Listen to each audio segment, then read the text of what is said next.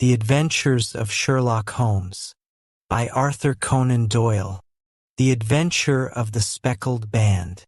On glancing over my notes of the 70-odd cases in which I have during the last 8 years studied the methods of my friend Sherlock Holmes, I find many tragic, some comic, a large number merely strange, but none commonplace. For, working as he did rather for the love of his art than for the acquirement of wealth, he refused to associate himself with any investigation which did not tend towards the unusual, and even the fantastic. Of all these varied cases, however, I cannot recall any which presented more singular features than that which was associated with the well-known Surrey family of the Roylotts of Stoke Moran. The events in question occurred in the early days of my association with Holmes, when we were sharing rooms as bachelors in Baker Street. It is possible that I might have placed them upon record before, but a promise of secrecy was made at the time, from which I have only been freed during the last month by the untimely death of the lady to whom the pledge was given. It is perhaps as well that the facts should now come to light, for I have reasons to know that there are widespread rumors as to the death of Dr. Grimesby Roylott which tend to make the matter even more terrible than the truth. It was early in April in the year '83 that I woke one morning to find Sherlock Holmes standing, fully dressed, by the side of my bed. He was a late riser, as a rule, and as the clock on the mantelpiece showed me that it was only 7:15, I blinked up at him in some surprise, and perhaps just a little resentment, for I was myself regular in my habits. "Very sorry to knock you up, Watson," said he, "but it's the common lot this morning. Mrs. Hudson has been knocked up," she retorted upon me, "and I on you. What is it? Then a fire? My dear fellow, I would not miss it for anything." I had no keener pleasure than in following Holmes in his professional investigations, and in admiring the rapid deductions, as swift as intuitions, and yet always founded on a logical basis with which he unraveled the problems which were submitted to him.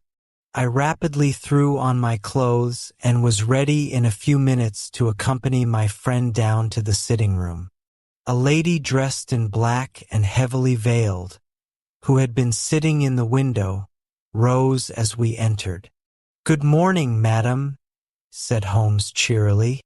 "My name is Sherlock Holmes. This is my intimate friend and associate, Dr. Watson, before whom you can speak as freely as before myself. Ha! I am glad to see that Mrs. Hudson has had the good sense to light the fire. Pray draw up to it, and I shall order you a cup of hot coffee, for I observe that you are shivering." "It is not cold which makes me shiver," said the woman in a low voice, changing her seat as requested. "What then?" "It is fear, Mr. Holmes. It is terror." She raised her veil as she spoke, and we could see that she was indeed in a pitiable state of agitation, her face all drawn and gray, with restless, frightened eyes, like those of some hunted animal. Her features and figure were those of a woman of 30, but her hair was shot with premature gray, and her expression was weary and haggard. Sherlock Holmes ran her over with one of his quick, all-comprehensive glances. "You must not fear," said he soothingly, bending forward and patting her forearm. "We shall soon set matters right, I have no doubt. You have come in by train this morning, I see. You know me, then?" "No, but I observed the second half of a return ticket in the palm of your left glove. You must have started early, and yet you had a good drive in a dog-cart, along heavy roads, before you reached the station." The lady gave a violent start and stared in bewilderment at my companion. "There is no mystery, my dear madam," said he, smiling. The left arm of your jacket is spattered with mud in no less than 7 places.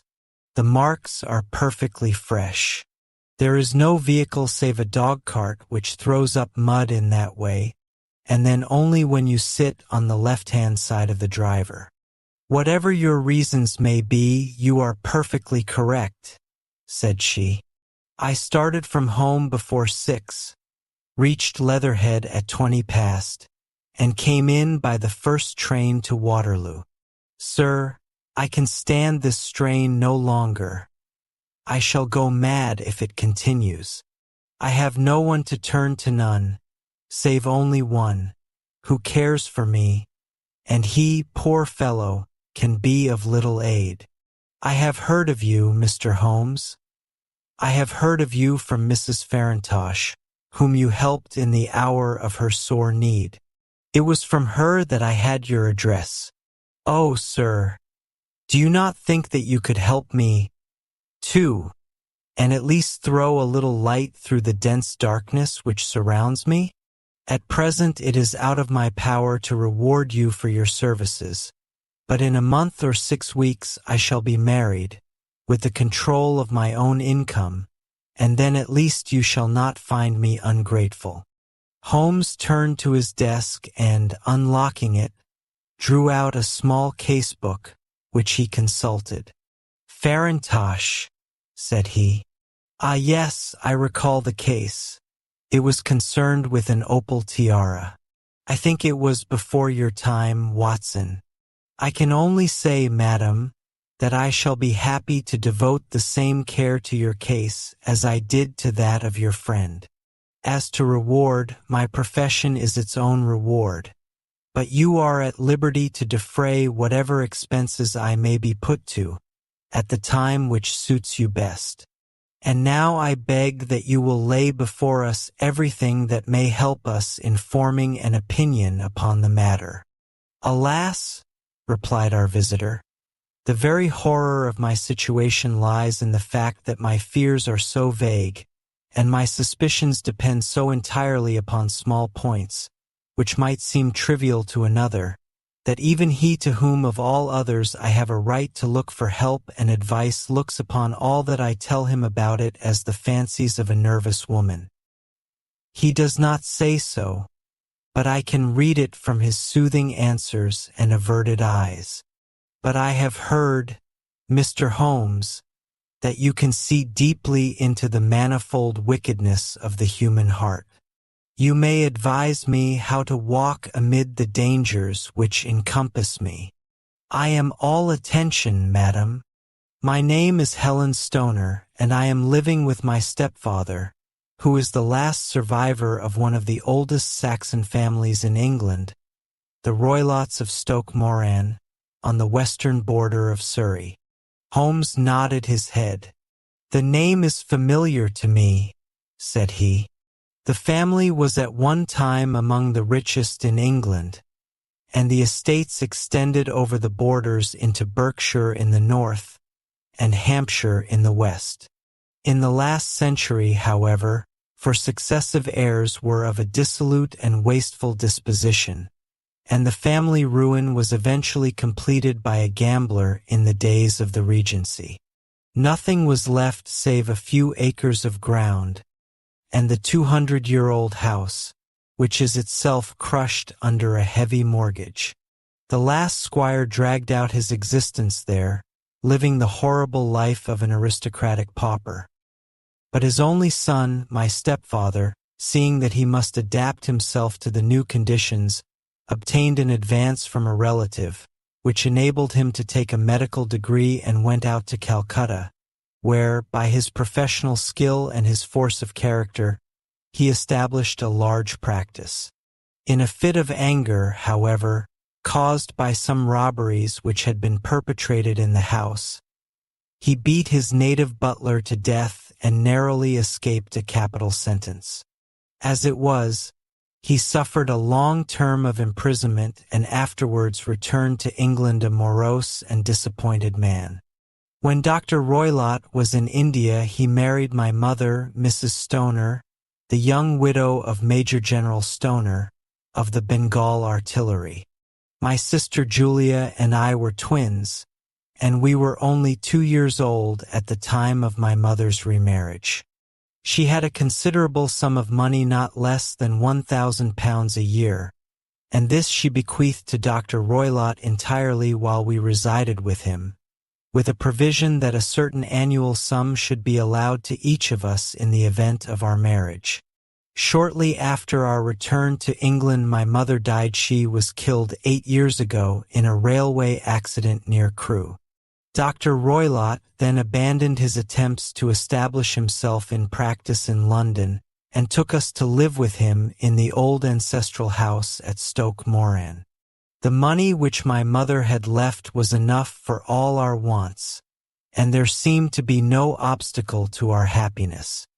But a terrible change came over our stepfather about this time.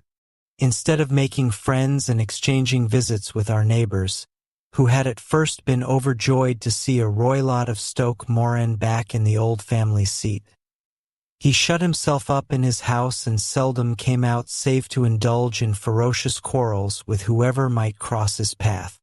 Violence of temper approaching to mania has been hereditary in the men of the family, and in my stepfather's case it had, I believe, been intensified by his long residence in the tropics. A series of disgraceful brawls took place, 2 of which ended in the police court, until at last he became the terror of the village, and the folks would fly at his approach, for he is a man of immense strength, and absolutely uncontrollable in his anger. Last week he hurled the local blacksmith over a parapet into a stream, and it was only by paying over all the money which I could gather together that I was able to avert another public exposure. He had no friends at all save the wandering gypsies, and he would give these vagabonds leave to encamp upon the few acres of bramble-covered land which represent the family estate, and would accept in return the hospitality of their tents, wandering away with them sometimes for weeks on end.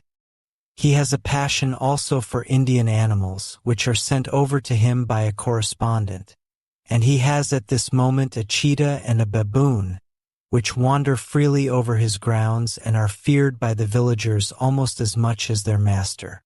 You can imagine from what I say that my poor sister Julia and I had no great pleasure in our lives. No servant would stay with us, and for a long time we did all the work of the house. She was but 30 at the time of her death, and yet her hair had already begun to whiten, even as mine has. Your sister is dead, then? She died just 2 years ago, and it is of her death that I wish to speak to you. You can understand that, living the life which I have described, we were little likely to see anyone of our own age and position. We had, however, an aunt, my mother's maiden sister, Miss Honoria Westphale, who lives near Harrow, and we were occasionally allowed to pay short visits at this lady's house.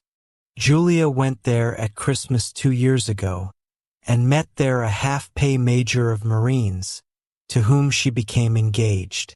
My stepfather learned of the engagement when my sister returned and offered no objection to the marriage.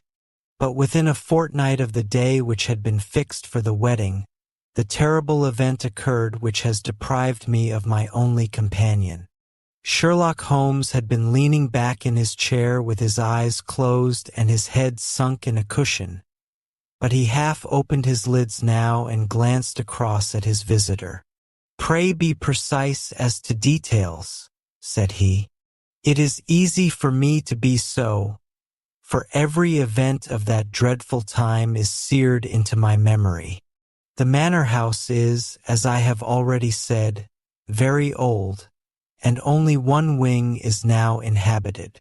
The bedrooms in this wing are on the ground floor, the sitting rooms being in the central block of the buildings. Of these bedrooms, the first is Dr. Roylott's, the second my sister's, and the third my own. There is no communication between them, but they all open out into the same corridor. Do I make myself plain? Perfectly so. The windows of the 3 rooms open out upon the lawn. That fatal night Dr. Roylott had gone to his room early, though we knew that he had not retired to rest, for my sister was troubled by the smell of the strong Indian cigars which it was his custom to smoke. She left her room, therefore, and came into mine, where she sat for some time, chatting about her approaching wedding. At 11 o'clock she rose to leave me, but she paused at the door and looked back. "Tell me, Helen," said she, "have you ever heard anyone whistle in the dead of the night?" "Never," said I.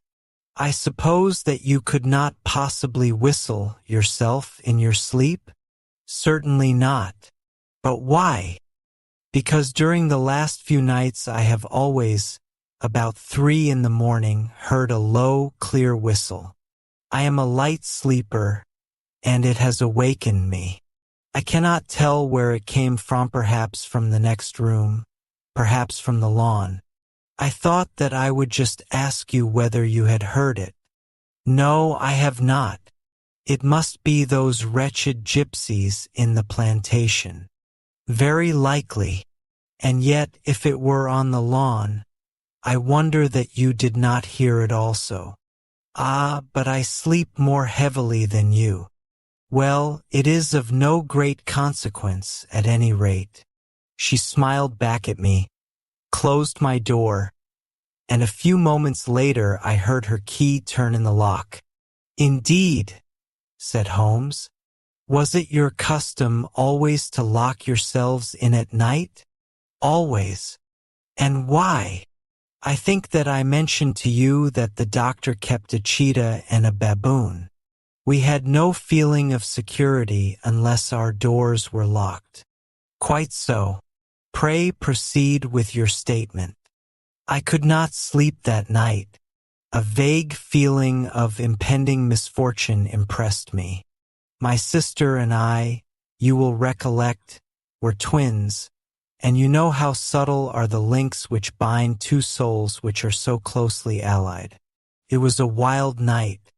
The wind was howling outside, and the rain was beating and splashing against the windows. Suddenly, amid all the hubbub of the gale, there burst forth the wild scream of a terrified woman. I knew that it was my sister's voice. I sprang from my bed, wrapped a shawl round me, and rushed into the corridor. As I opened my door, I seemed to hear a low whistle, such as my sister described, and a few moments later a clanging sound, as if a mass of metal had fallen. As I ran down the passage, my sister's door was unlocked and revolved slowly upon its hinges. I stared at it horror-stricken, not knowing what was about to issue from it. By the light of the corridor lamp, I saw my sister appear at the opening, her face blanched with terror, her hands groping for help, her whole figure swaying to and fro like that of a drunkard. I ran to her and threw my arms round her, but at that moment her knees seemed to give way and she fell to the ground. She writhed as one who is in terrible pain, and her limbs were dreadfully convulsed. At first I thought that she had not recognized me, but as I bent over her she suddenly shrieked out in a voice which I shall never forget, "Oh my God! Helen! It was the band, the Speckled band." There was something else which she would fain have said, and she stabbed with her finger into the air in the direction of the doctor's room. But a fresh convulsion seized her and choked her words. I rushed out, calling loudly for my stepfather, and I met him hastening from his room in his dressing gown. When he reached my sister's side she was unconscious, and though he poured brandy down her throat and sent for medical aid from the village, all efforts were in vain, for she slowly sank and died without having recovered her consciousness. Such was the dreadful end of my beloved sister. "One moment," said Holmes. Are you sure about this whistle and metallic sound? Could you swear to it? That was what the county coroner asked me at the inquiry. It is my strong impression that I heard it, and yet, among the crash of the gale and the creaking of an old house, I may possibly have been deceived. Was your sister dressed? No, she was in her nightdress. In her right hand was found the charred stump of a match, and in her left a matchbox, showing that she had struck a light and looked about her when the alarm took place. That is important. And what conclusions did the coroner come to? He investigated the case with great care, for Dr. Roylott's conduct had long been notorious in the county, but he was unable to find any satisfactory cause of death. My evidence showed that the door had been fastened upon the inner side, and the windows were blocked by old-fashioned shutters with broad iron bars, which were secured every night.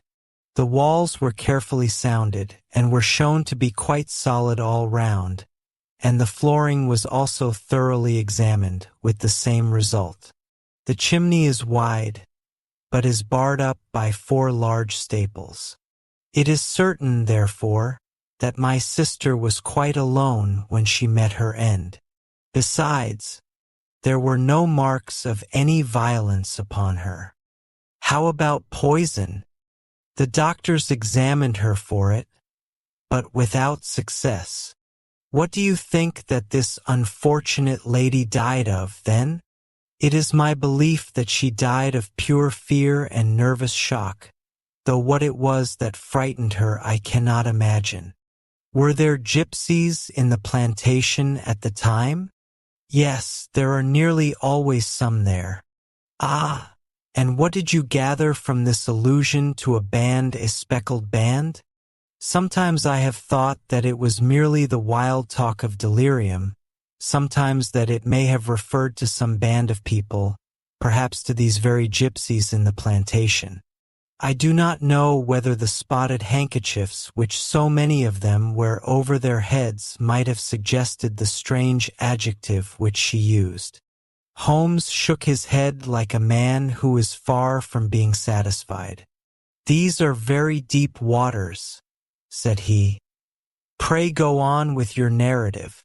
2 years have passed since then, and my life has been until lately lonelier than ever. A month ago, however, a dear friend, whom I have known for many years, has done me the honor to ask my hand in marriage. His name is Armitage Percy Armitage, the second son of Mr. Armitage, of Crane Water, near Reading. My stepfather has offered no opposition to the match, and we are to be married in the course of the spring. 2 days ago some repairs were started in the west wing of the building, and my bedroom wall has been pierced, so that I have had to move into the chamber in which my sister died, and to sleep in the very bed in which she slept. Imagine, then, my thrill of terror when last night, as I lay awake, thinking over her terrible fate, I suddenly heard in the silence of the night the low whistle which had been the herald of her own death. I sprang up and lit the lamp, but nothing was to be seen in the room. I was too shaken to go to bed again, however, so I dressed, and as soon as it was daylight I slipped down, got a dog-cart at the Crown Inn, which is opposite, and drove to Leatherhead, from whence I have come on this morning with the one object of seeing you and asking your advice. You have done wisely, said my friend, but have you told me all? Yes, all. Miss Roylott, you have not. You are screening your stepfather. Why, what do you mean? For answer Holmes pushed back the frill of black lace which fringed the hand that lay upon our visitor's knee. 5 little livid spots, the marks of 4 fingers and a thumb, were printed upon the white wrist. You have been cruelly used, said Holmes. The lady colored deeply and covered over her injured wrist. "He is a hard man," she said, "and perhaps he hardly knows his own strength." There was a long silence, during which Holmes leaned his chin upon his hands and stared into the crackling fire. "This is a very deep business," he said at last. "There are 1,000 details which I should desire to know before I decide upon our course of action. Yet we have not a moment to lose. If we were to come to Stoke Moran today, would it be possible for us to see over these rooms without the knowledge of your stepfather? As it happens, he spoke of coming into town today upon some most important business. It is probable that he will be away all day, and that there would be nothing to disturb you. We have a housekeeper now, but she is old and foolish, and I could easily get her out of the way." "Excellent. You are not averse to this trip, Watson?" "By no means." "Then we shall both come. What are you going to do yourself?" "I have 1 or 2 things which I would wish to do now that I am in town, but I shall return by the 12 o'clock train, so as to be there in time for your coming. And you may expect us early in the afternoon. I have myself some small business matters to attend to. Will you not wait and breakfast?" "No, I must go. My heart is lightened already since I have confided my trouble to you. I shall look forward to seeing you again this afternoon." She dropped her thick black veil over her face and glided from the room. "And what do you think of it all, Watson?" asked Sherlock Holmes, leaning back in his chair. "It seems to me to be a most dark and sinister business. Dark enough and sinister enough. Yet if the lady is correct in saying that the flooring and walls are sound, and that the door, window, and chimney are impassable, then her sister must have been undoubtedly alone when she met her mysterious end. What becomes, then, of these nocturnal whistles, and what of the very peculiar words of the dying woman? I cannot think.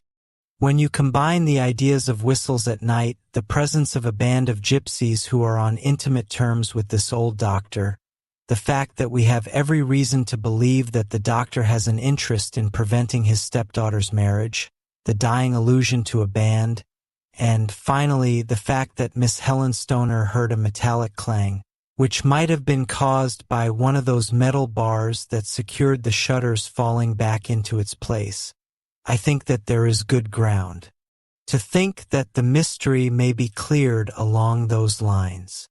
But what, then, did the gypsies do? I cannot imagine.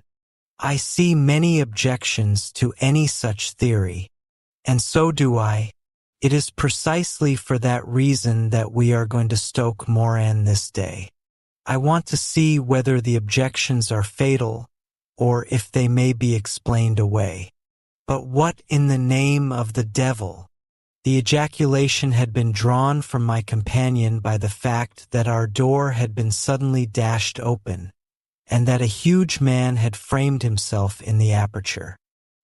His costume was a peculiar mixture of the professional and of the agricultural, having a black top hat, a long frock coat, and a pair of high gaiters, with a hunting crop swinging in his hand. So tall was he that his hat actually brushed the crossbar of the doorway, and his breadth seemed to span it across from side to side. A large face, seared with 1,000 wrinkles, burned yellow with the sun, and marked with every evil passion, was turned from one to the other of us, while his deep-set, bile-shot eyes, and his high, thin, fleshless nose gave him somewhat the resemblance to a fierce old bird of prey. "Which of you is Holmes?" asked this apparition. "My name, sir. But you have the advantage of me," said my companion quietly. "I am Dr. Grimesby Roylott of Stoke Moran." "Indeed, doctor," said Holmes blandly. "Pray take a seat." I will do nothing of the kind. My stepdaughter has been here. I have traced her. What has she been saying to you? It is a little cold for the time of the year, said Holmes. What has she been saying to you? Screamed the old man furiously. But I have heard that the crocuses promise well, continued my companion imperturbably. Ha! You put me off, do you? Said our new visitor, taking a step forward and shaking his hunting crop. I know you, you scoundrel. I have heard of you before. You are Holmes, the meddler. My friend smiled. Holmes, the busybody. His smile broadened. Holmes, the Scotland Yard Jack in office. Holmes chuckled heartily. Your conversation is most entertaining, said he. When you go out, close the door, for there is a decided draught. I will go when I have had my say. Don't you dare to meddle with my affairs. I know that Miss Stoner has been here. I traced her. I am a dangerous man to fall foul of. See here. He stepped swiftly forward, seized the poker, and bent it into a curve with his huge brown hands. See that you keep yourself out of my grip, he snarled, and hurling the twisted poker into the fireplace, he strode out of the room. He seems a very amiable person, said Holmes, laughing. I am not quite so bulky, but if he had remained, I might have shown him that my grip was not much more feeble than his own. As he spoke, he picked up the steel poker and, with a sudden effort, straightened it out again. Fancy his having the insolence to confound me with the official detective force. This incident gives zest to our investigation, however, and I only trust that our little friend will not suffer from her imprudence in allowing this brute to trace her. And now, Watson, we shall order breakfast, and afterwards I shall walk down to Doctors' Commons, where I hope to get some data which may help us in this matter. It was nearly 1 o'clock when Sherlock Holmes returned from his excursion. He held in his hand a sheet of blue paper, scrawled over with notes and figures. I have seen the will of the deceased wife, said he. To determine its exact meaning, I have been obliged to work out the present prices of the investments with which it is concerned. The total income, which at the time of the wife's death was little short of £1,100, is now, through the fall in agricultural prices, not more than £750. Each daughter can claim an income of £250 in case of marriage.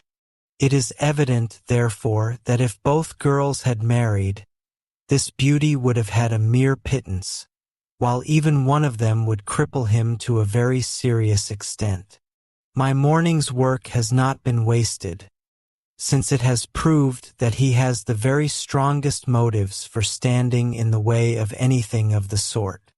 And now, Watson, this is too serious for dawdling, especially as the old man is aware that we are interesting ourselves in his affairs. So if you are ready, we shall call a cab and drive to Waterloo. I should be very much obliged if you would slip your revolver into your pocket. And Ely's number 2 is an excellent argument with gentlemen who can twist steel pokers into knots. That and a toothbrush are, I think, all that we need. At Waterloo we were fortunate in catching a train for Leatherhead, where we hired a trap at the station inn and drove for 4 or 5 miles through the lovely Surrey lanes. It was a perfect day, with a bright sun and a few fleecy clouds in the heavens. The trees and wayside hedges were just throwing out their first green shoots, and the air was full of the pleasant smell of the moist earth. To me, at least, there was a strange contrast between the sweet promise of the spring and this sinister quest upon which we were engaged. My companion sat in the front of the trap, his arms folded, his hat pulled down over his eyes, and his chin sunk upon his breast, buried in the deepest thought. Suddenly, however, he started, tapped me on the shoulder, and pointed over the meadows. "Look there," said he. A heavily timbered park stretched up in a gentle slope, thickening into a grove at the highest point. From amid the branches there jutted out the gray gables and high roof tree of a very old mansion. "Stoke Moran?" said he. "Yes, sir, that be the house of Dr. Grimesby Roylott," remarked the driver. "There is some building going on there," said Holmes. "That is where we are going." "There's the village," said the driver, pointing to a cluster of roofs some distance to the left. "But if you want to get to the house, you'll find it shorter to get over this stile and so by the footpath over the fields. There it is where the lady is walking." "And the lady, I fancy, is Miss Stoner," observed Holmes, shading his eyes. "Yes, I think we had better do as you suggest." We got off, paid our fare, and the trap rattled back on its way to Leatherhead. "I thought it as well," said Holmes as we climbed the stile, "that this fellow should think we had come here as architects or on some definite business. It may stop his gossip. Good afternoon, Miss Stoner. You see that we have been as good as our word." Our client of the morning had hurried forward to meet us with a face which spoke her joy. "I have been waiting so eagerly for you," she cried, shaking hands with us warmly. "All has turned out splendidly. Dr. Roylott has gone to town, and it is unlikely that he will be back before evening." "We have had the pleasure of making the doctor's acquaintance," said Holmes, and in a few words he sketched out what had occurred. Miss Stoner turned white to the lips as she listened. "Good heavens!" she cried.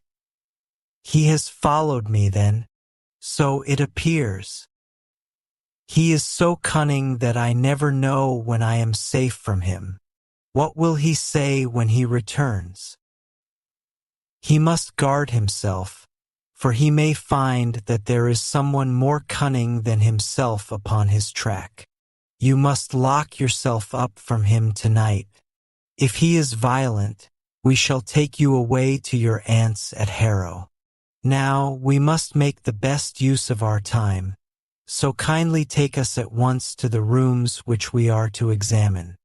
The building was of gray, lichen-blotched stone, with a high central portion and two curving wings, like the claws of a crab, thrown out on each side. In one of these wings the windows were broken and blocked with wooden boards, while the roof was partly caved in, a picture of ruin. The central portion was in little better repair, but the right-hand block was comparatively modern, and the blinds in the windows, with the blue smoke curling up from the chimneys, showed that this was where the family resided. Some scaffolding had been erected against the end wall, and the stonework had been broken into, but there were no signs of any workmen at the moment of our visit. Holmes walked slowly up and down the ill-trimmed lawn and examined with deep attention the outsides of the windows.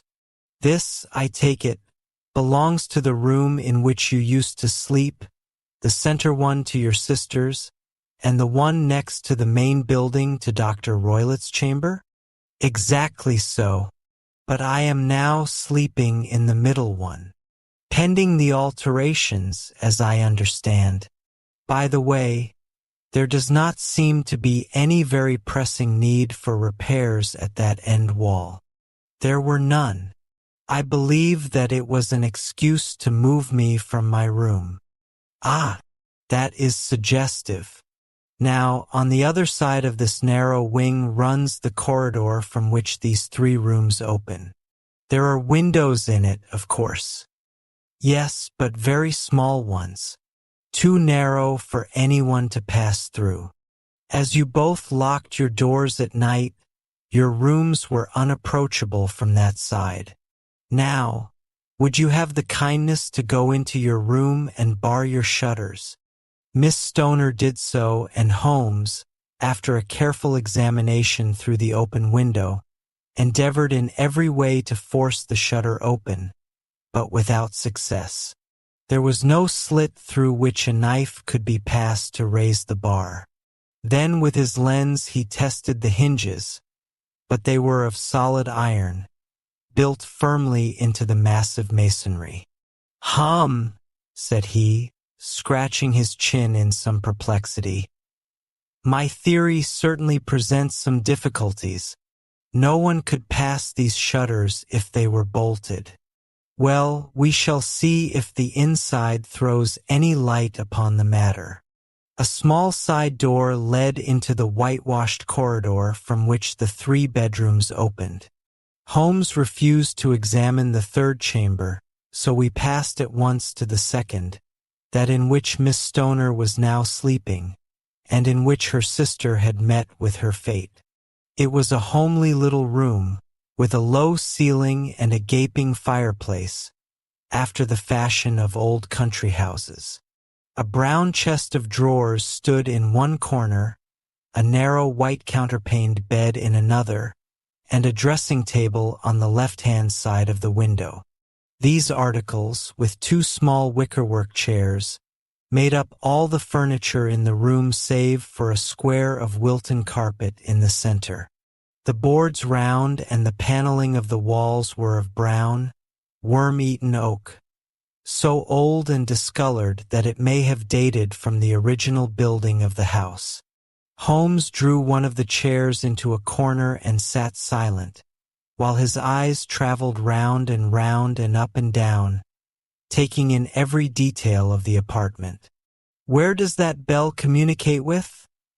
he asked at last, pointing to a thick bell rope which hung down beside the bed, the tassel actually lying upon the pillow.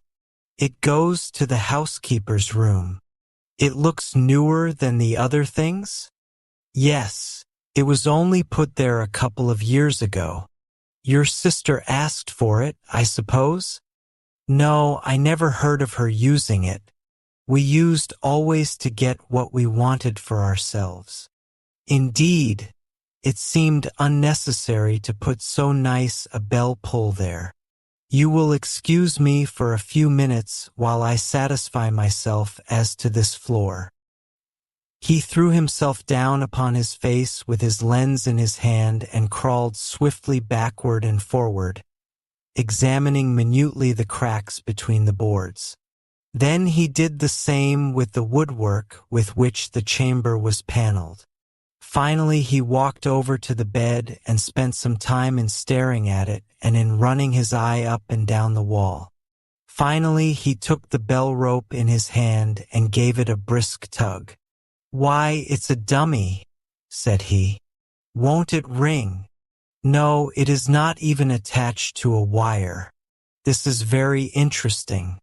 You can see now that it is fastened to a hook just above where the little opening for the ventilator is. How very absurd. I never noticed that before." "Very strange," muttered Holmes, pulling at the rope. "There are 1 or 2 very singular points about this room. For example, what a fool a builder must be to open a ventilator into another room, when, with the same trouble, he might have communicated with the outside air." "That is also quite modern," said the lady.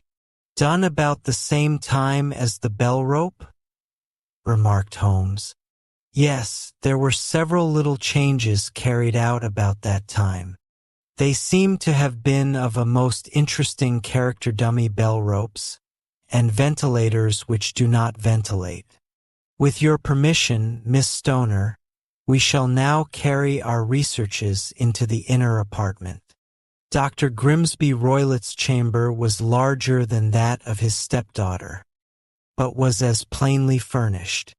A camp bed, a small wooden shelf full of books, mostly of a technical character, an armchair beside the bed, a plain wooden chair against the wall, a round table, and a large iron safe were the principal things which met the eye. Holmes walked slowly round and examined each and all of them with the keenest interest. "What's in here?" he asked, tapping the safe. "My stepfather's business papers."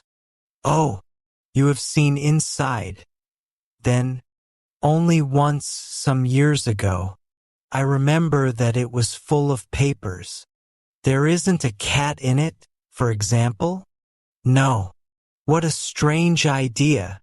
Well, look at this."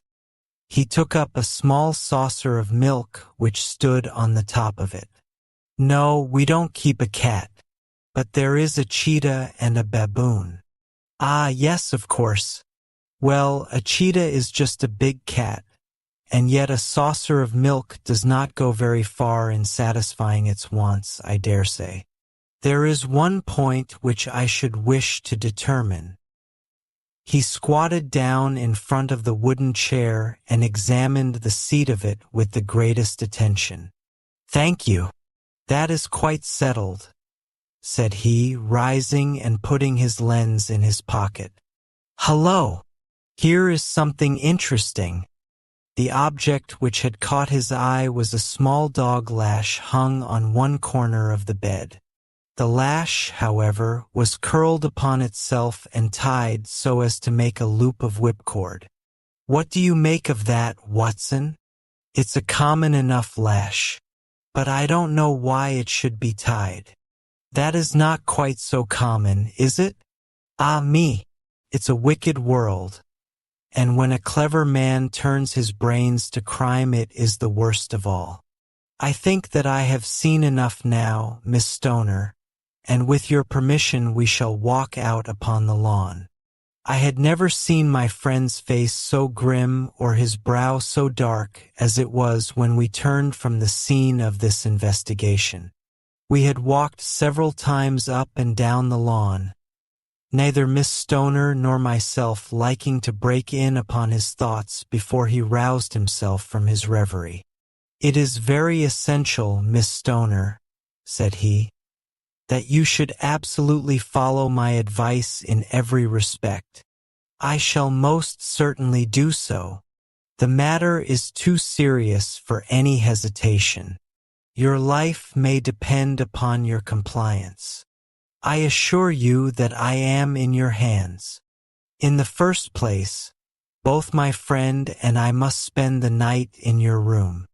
Both Miss Stoner and I gazed at him in astonishment. "Yes, it must be so. Let me explain. I believe that that is the village inn over there." "Yes, that is the Crown." "Very good. Your windows would be visible from there." "Certainly.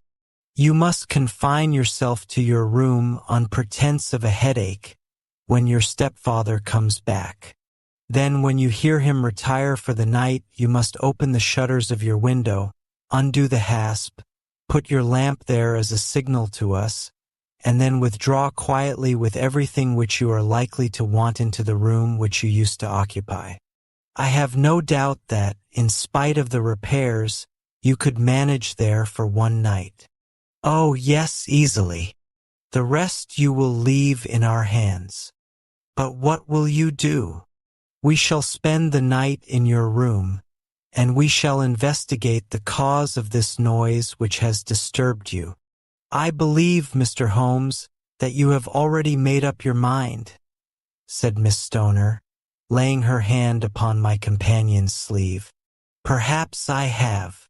Then, for pity's sake, tell me what was the cause of my sister's death. I should prefer to have clearer proofs before I speak. You can at least tell me whether my own thought is correct, and if she died from some sudden fright." "No, I do not think so. I think that there was probably some more tangible cause. And now, Miss Stoner, we must leave you, for if Dr. Roylott returned and saw us our journey would be in vain. Goodbye, and be brave, For if you will do what I have told you, you may rest assured that we shall soon drive away the dangers that threaten you." Sherlock Holmes and I had no difficulty in engaging a bedroom and sitting room at the Crown Inn. They were on the upper floor, and from our window we could command a view of the avenue gate, and of the inhabited wing of Stoke Moran Manor House.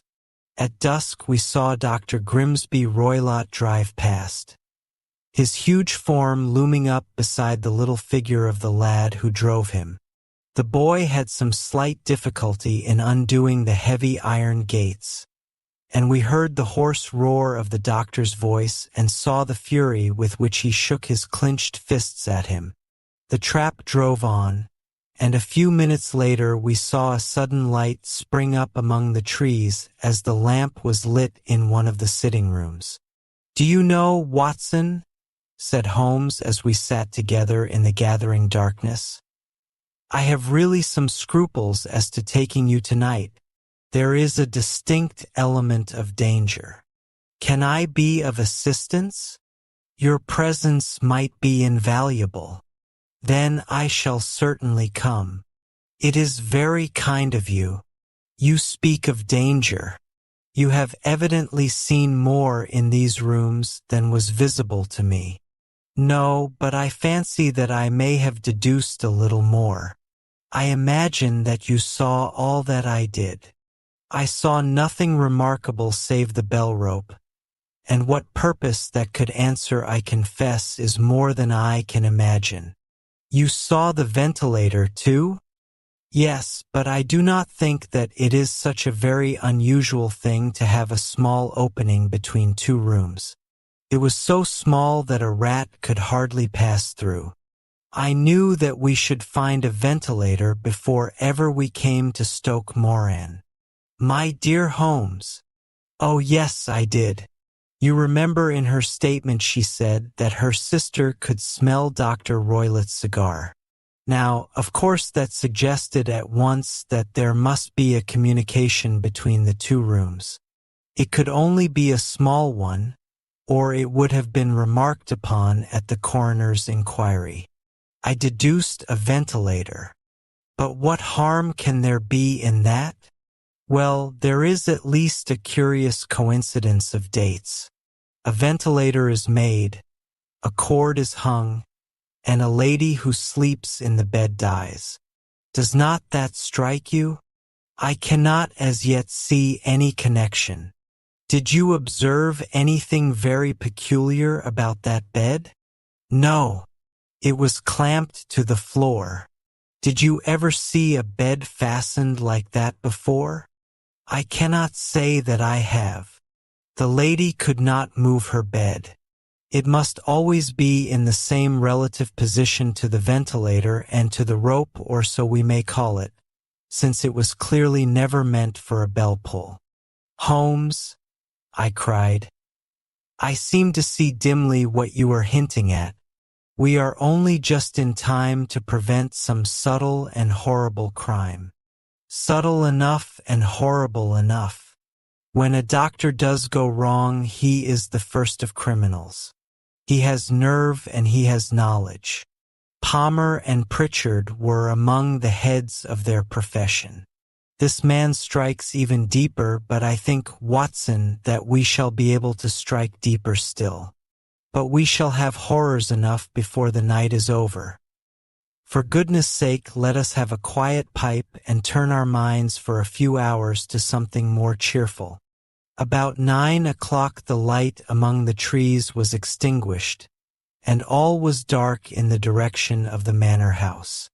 2 hours passed slowly away, and then suddenly, just at the stroke of 11, a single bright light shone out right in front of us. "That is our signal," said Holmes, springing to his feet. "It comes from the middle window."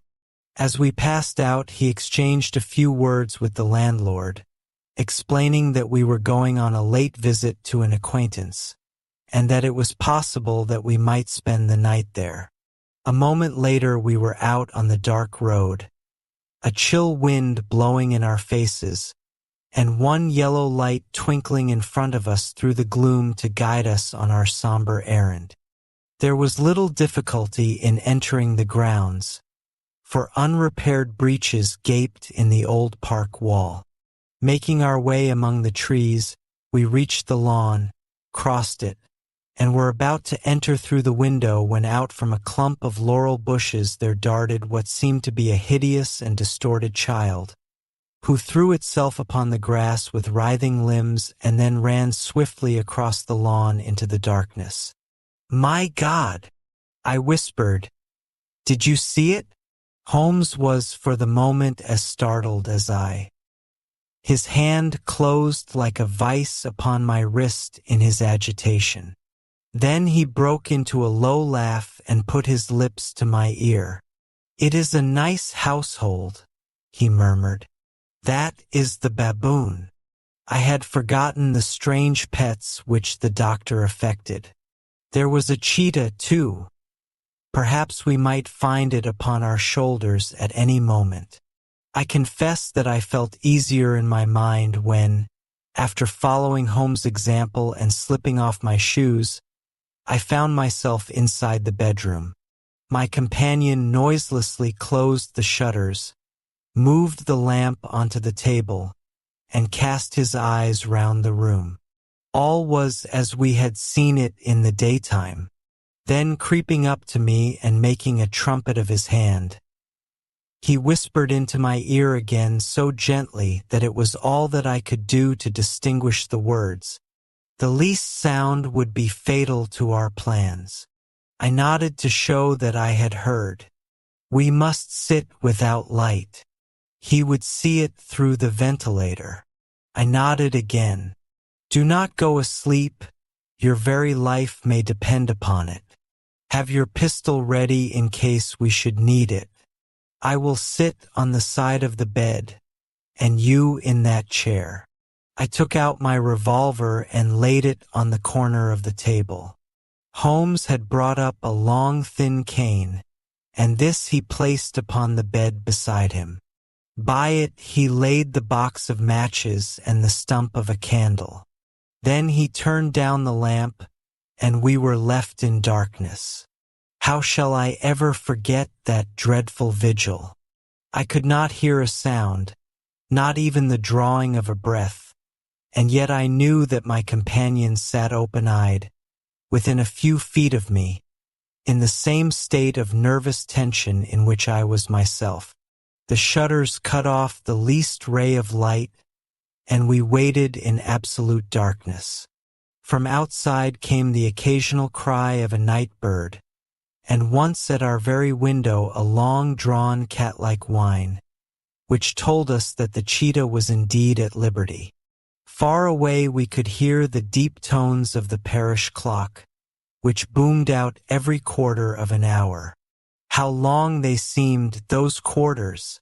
12 struck, and 1 and 2 and 3, and still we sat waiting silently for whatever might befall. Suddenly there was the momentary gleam of a light up in the direction of the ventilator, which vanished immediately, but was succeeded by a strong smell of burning oil and heated metal. Someone in the next room had lit a dark lantern. I heard a gentle sound of movement, and then all was silent once more, though the smell grew stronger. For half an hour I sat with straining ears. Then suddenly another sound became audible, a very gentle, soothing sound, like that of a small jet of steam escaping continually from a kettle. The instant that we heard it, Holmes sprang from the bed, struck a match, and lashed furiously with his cane at the bell pull. "You see it, Watson?" he yelled. "You see it." But I saw nothing. At the moment when Holmes struck the light, I heard a low, clear whistle, but the sudden glare flashing into my weary eyes made it impossible for me to tell what it was at which my friend lashed so savagely. I could, however, see that his face was deadly pale and filled with horror and loathing. He had ceased to strike and was gazing up at the ventilator when suddenly there broke from the silence of the night the most horrible cry to which I have ever listened. It swelled up louder and louder, a hoarse yell of pain and fear and anger all mingled in the one dreadful shriek. They say that away down in the village, and even in the distant parsonage, that cry raised the sleepers from their beds. It struck cold to our hearts, and I stood gazing at Holmes, and he at me, until the last echoes of it had died away into the silence from which it rose. "What can it mean?" I gasped. "It means that it is all over," Holmes answered. "And perhaps, after all, it is for the best. Take your pistol, and we will enter Dr. Roylott's room." With a grave face he lit the lamp and led the way down the corridor. Twice he struck at the chamber door without any reply from within. Then he turned the handle and entered, I at his heels with the cocked pistol in my hand. It was a singular sight which met our eyes. On the table stood a dark lantern with the shutter half open, throwing a brilliant beam of light upon the iron safe, the door of which was ajar. Beside this table, on the wooden chair, sat Dr. Grimesby Roylott clad in a long grey dressing gown, his bare ankles protruding beneath, and his feet thrust into red heelless Turkish slippers. Across his lap lay the short stock with the long lash which we had noticed during the day. His chin was cocked upward and his eyes were fixed in a dreadful, rigid stare at the corner of the ceiling. Round his brow he had a peculiar yellow band, with brownish speckles, which seemed to be bound tightly round his head. As we entered he made neither sound nor motion. "The band! The speckled band!" whispered Holmes. I took a step forward. In an instant his strange headgear began to move, and there reared itself from among his hair the squat diamond-shaped head and puffed neck of a loathsome serpent. "It is a swamp adder!" cried Holmes. "The deadliest snake in India. He has died within 10 seconds of being bitten. Violence does, in truth, recoil upon the violent, and the schemer falls into the pit which he digs for another.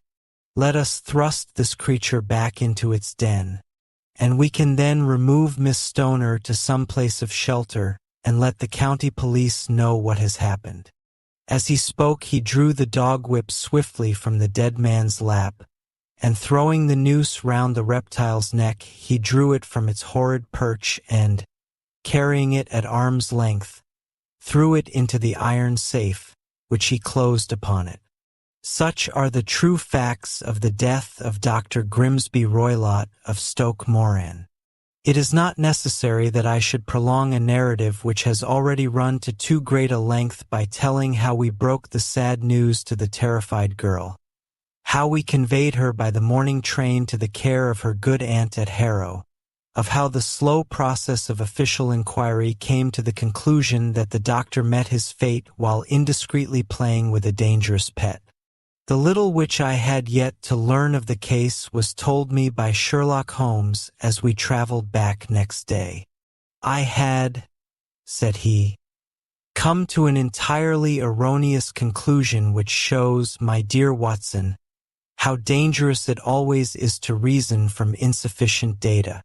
The presence of the gypsies and the use of the word band, which was used by the poor girl, no doubt, to explain the appearance which she had caught a hurried glimpse of by the light of her match, were sufficient to put me upon an entirely wrong scent.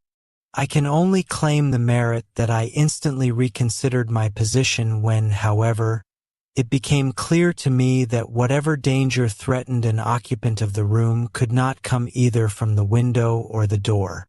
My attention was speedily drawn, as I have already remarked to you, to this ventilator, and to the bell rope which hung down to the bed. The discovery that this was a dummy, and that the bed was clamped to the floor, instantly gave rise to the suspicion that the rope was there as a bridge for something passing through the hole and coming to the bed. The idea of a snake instantly occurred to me, and when I coupled it with my knowledge that the doctor was furnished with a supply of creatures from India, I felt that I was probably on the right track. The idea of using a form of poison which could not possibly be discovered by any chemical test was just such a one as would occur to a clever and ruthless man who had had an Eastern training. The rapidity with which such a poison would take effect would also, from his point of view, be an advantage. It would be a sharp-eyed coroner, indeed, who could distinguish the two little dark punctures which would show where the poison fangs had done their work. Then I thought of the whistle. Of course he must recall the snake before the morning light revealed it to the victim. He had trained it, probably by the use of the milk which we saw, to return to him when summoned. He would put it through this ventilator at the hour that he thought best, with the certainty that it would crawl down the rope and land on the bed. It might or might not bite the occupant. Perhaps she might escape every night for a week, but sooner or later she must fall a victim. I had come to these conclusions before ever I had entered his room. An inspection of his chair showed me that he had been in the habit of standing on it, which of course would be necessary in order that he should reach the ventilator. The sight of the safe, the saucer of milk, and the loop of whipcord were enough to finally dispel any doubts which may have remained. The metallic clang heard by Miss Stoner was obviously caused by her stepfather hastily closing the door of his safe upon its terrible occupant. Having once made up my mind, you know the steps which I took in order to put the matter to the proof. I heard the creature hiss, as I have no doubt that you did also, and I instantly lit the light and attacked it, with the result of driving it through the ventilator, and also with the result of causing it to turn upon its master at the other side. Some of the blows of my cane came home and roused its snakish temper, so that it flew upon the first person it saw. In this way I am no doubt indirectly responsible for Dr. Grimesby Roylott's death, and I cannot say that it is likely to weigh very heavily upon my conscience.